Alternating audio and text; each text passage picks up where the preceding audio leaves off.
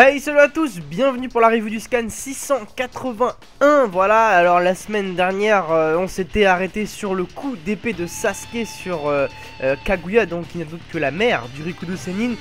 Bien évidemment, comme prévu, ça n'a pas fonctionné et aujourd'hui donc on se retrouve avec le scan 181 qui est pour ma part en tout cas pas super compréhensible. Enfin, il se passe des choses un peu louches, donc écoutez, on va en parler. Mais au-dessus de ça, j'aimerais vraiment votre avis sur ce scan plus que envie d'en parler. Donc écoutez, on commence donc comme je l'ai dit, Sasuke rate son attaque, donc voilà, bon, bien évidemment comme je viens de le dire, on savait que ça n'allait pas fonctionner. Kaguya utilise une espèce de technique de téléportation qui me fait penser, pour ceux qui connaissent beaucoup Dragon Ball, à Janemba. Rappelez-vous Janemba qui s'est battu contre Sangoku 3, si je dis pas de bêtises, ouais, et il faisait des espèces de téléportation comme ça, en espèce de carré noir, enfin bref, c'était... Ça me fait penser à ça. Alors elle se téléporte et elle commence à attraper nos deux ninjas. Alors on peut voir que Kaguya verse des larmes d'ailleurs c'est une belle image je trouve, lorsqu'elle prend les deux Naruto Sasuke. Bien évidemment en pensant à ses fils, donc bien évidemment le Rikudo Sennin et son frère.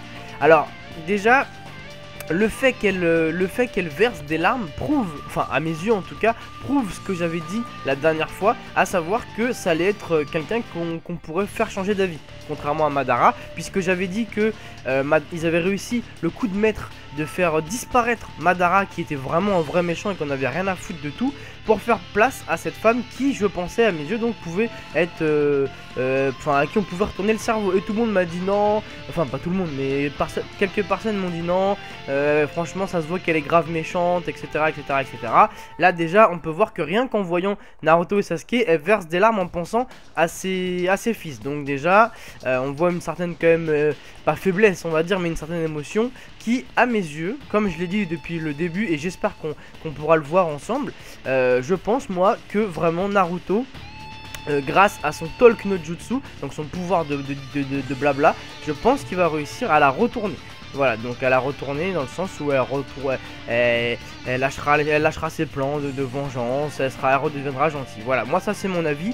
Pour l'instant je n'en démords pas et on verra par la suite. Quoi qu'il en soit, donc elle attrape nos deux ninjas. Alors là déjà je vois qu'elle commence à les transformer en espèce de Obito là, avec une moitié Zetsu. Donc quand je vois Naruto et Sasuke avec une moitié de visage comme ça, franchement j'ai pas trop aimé. Heureusement qu'à la fin donc ils arrivent à s'en sortir. Mais pendant donc toute cette phase d'espèce de transformation en noir et blanc, ce qui est intéressant, c'est qu'on apprend beaucoup plus de choses sur eux. Donc sur non seulement Kaguya, en plus sur ses deux fils. Voilà, c'est bien expliqué. Et sur donc aussi ses petits-fils, donc ses petits-fils, donc les enfants du Rikudo Sennin. Donc on en apprend pas mal. Et d'après ce qu'on apprend, donc ce serait donc un des deux fils de Kaguya qui aurait tout organisé depuis le début, donc une simple mascarade. Et depuis le début, donc tout ce qui s'est passé, le combat Hashirama contre Madara, les écritures sur les plaques Uchiha, en passant par Kabuto, en passant par la guerre, en passant par la réunification de tous les bijoux. Bref, on apprend dans ce scan, voilà, que tout le monde a été manipulé, voilà, dans le seul but de faire revenir donc Kaguya. Donc tout a été manipulé par le fils de Kaguya, voilà, dans le but de faire revenir sa mère à la vie, tout simplement.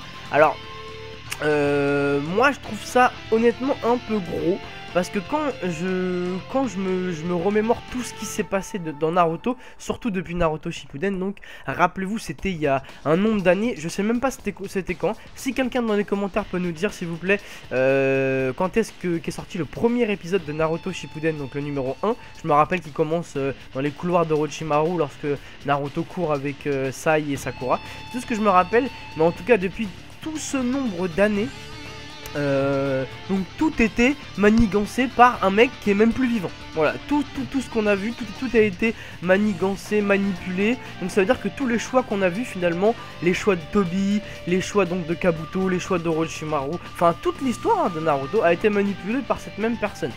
Donc j'avoue, je suis pas grand fan de ce fait qu'on a appris. Mais bon, malgré tout, apparemment, donc il aurait en plus réussi son truc, hein, ça à savoir que on nous dit aussi, je le rappelle, hein, dans ce scan, qu'il a manipulé tous les Uchiha carrément et tout. Enfin bref, abusé, je trouve. Et donc Naruto arrive à s'en sortir donc de ces espèces de Zetsu là, il réussit à les dégager et il parle à Sasuke, voilà, d'utiliser une technique particulière dont on ne connaît sûrement pas l'existence, qu'ils vont tenter d'effectuer sur Kaguya. Voilà, donc c'est ce qui s'est passé dans ce scan. Voilà, ils se sont fait choper, les deux se sont fait choper. On a appris un peu plus sur l'histoire de la famille, on va dire, de Kaguya, y compris du Jubi, etc. Et à la fin, voilà, ils arrivent à s'en sortir en planifiant, voilà, une technique combinée apparemment, je pense, avec Naruto, Sasuke, pour essayer de sceller Kaguya. Voilà. Alors moi, ce que je voudrais à la suite de ce scan plutôt, ce serait vos avis du coup sur toute cette histoire, voilà, donc toute cette histoire du fils de Kaguya, voilà, où même son frère, donc le Rikudo Sennin ne savait pas, etc. Toute la manipulation dans Naruto Shippuden jusqu'à maintenant. Voilà, tout ça, j'aimerais vraiment votre avis. Donc écoutez, vraiment n'hésitez pas à laisser votre opinion dans les commentaires, sans insulter les autres, hein, s'ils ont un avis différent. Bien sûr, chacun a le droit d'avoir son avis, mais j'aimerais vraiment votre ressenti sur ce qu'on a appris dans ce scan. Voilà, donc je lirai les commentaires dès demain. Je vous souhaite une bonne fin d'après-midi et je vous dis à bientôt.